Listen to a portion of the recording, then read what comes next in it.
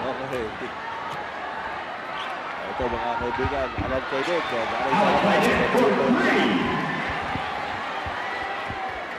Tala, mid-season, binigay ka na ni Locsin. Mga last nails on the coffin na lang po ng San Miguel. At pati tayo, chinichir ng mga tao dahil buenas tayo rito sa Ginebra. Hindi pa natatalo sa atin to all year. Yung mga Ginebra fans ay tuwan-tuwa sa'yo, Coach. Okay. Ito, si Mike Cruz tayo. Natin yung finals trophy. Good interview. Mag-iisip tayo kung sinong hahapakin natin. Ito mga kaibigan, ang final seconds ng ating ball game. Si Alvarez at si magpapakita ng puntos, pero most of them coming dito sa garbage time natin. 98-79. Ito si Benji. And slamming one in. Yung frustration niya, palagay ko doon niya na binuhos. Ang haba nito, ang daming puntos, ang daming assist ni ni Alan Kaidik dito, bibigay doon mga Bernard. Jesse also a good golfer. Magaling mga golf yun. Terrific. Magaling. So naka batak na batak siya na yun, parang pro rin yan eh. Richie Tixon still continues 3 to out of struggle. 3 out of 10 para kay Richie Tixon. Final seconds of the ball game at ang final winning margin, 18 big points para sa sanda ng Formula Shell ng kanilang unang talo sa fourth. Play, walang aggressiveness yung defense ng Sampis. Mukhang there you go. Talk about aggressiveness. Ito si King Season has really burned rubber dito sa second half. It's a big game for Hison too after several big misses in the past few games of Ginebra. Saitona launches a triple, circles out, Villalubit knocks it in. 24 seconds left, and Ginebra will now move to a 5-4 card, Kinito. Yes, and Aliko tayo rito for the final 12 seconds. Ginebra hoping to utilize the last play. Ong fires. De Hoya, yes! May mga gabing ganun, ano ha? With its 4th straight victory, Kinito. Yes, September 20 na. So mahaba itong bakasyon natin. some imports already in town. Rodney Monroe for Shell. We understand that University of Michigan star Hannah star Ramil Robinson will come in for European Marathon. Terrific imports with terrific credentials coming to play the third conference.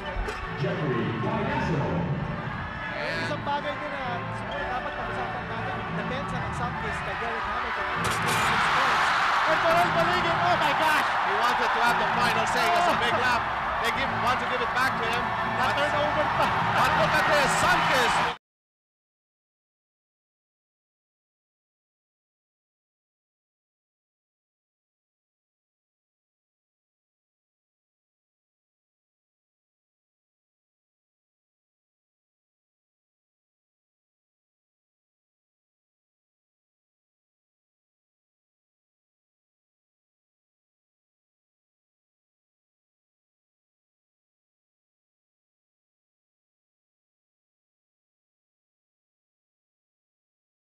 At yung pinigit mo, yung 1-2-3 punch ng Alaska, well, nakita natin yun sa fourth period, no?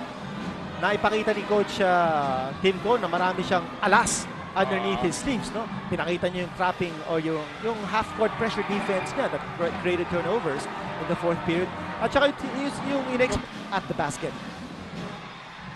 Well, mga kaibigan, ang Alaska Milk only that much time remaining bago nila makuha yung kanilang ika-11 sunod na panalo dito sa Governor's Cup. 11 straight wins, and that is a club record para sa Alaska Milk. Hindi pa rin makashoot ito si Hison. Hindi pa rin makashoot ng field goal. Finally, bibigyan siya ng opportunity with only a second and a half remaining. Chambers will foul out. Well, it's been a frustrating night for Vince Hison. Si John Chambers uupo after scoring a game-high 28 points. Total of 11 boards. Para sa Teamwork nila, no? And earlier we saw a very glaring for San Miguel, only 6. Kanya tung lumabang ang Alaska in the teamwork department. Andiyan po ang huling pukol dito sa larong ito. Nagwagi ang Alaska Milk. Foul. Pareho na po nasa penalty itong dalawa ko po lang ito. Godelas Timosa shot is no good, pero meron po dito Referee Benji Chua calls a foul on Vic Pablo. 25 seconds to go. Looking for a three-point shot kaya? Yes, they are looking for a three-point shot. Ito na. Robert Wala. Santos. Nagbintis. Takwa ni Cariaso. Binigay kay Abarrientos. Mukhang kalakas ka nito. Yes.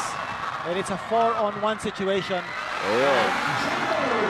Transition 2 points. That has been the story of this game. The pace that... At magiging tabla na po tayo sa ating serye para sa kampyonato ng Commissioner's Cup for 1996. Alaska winning Game 2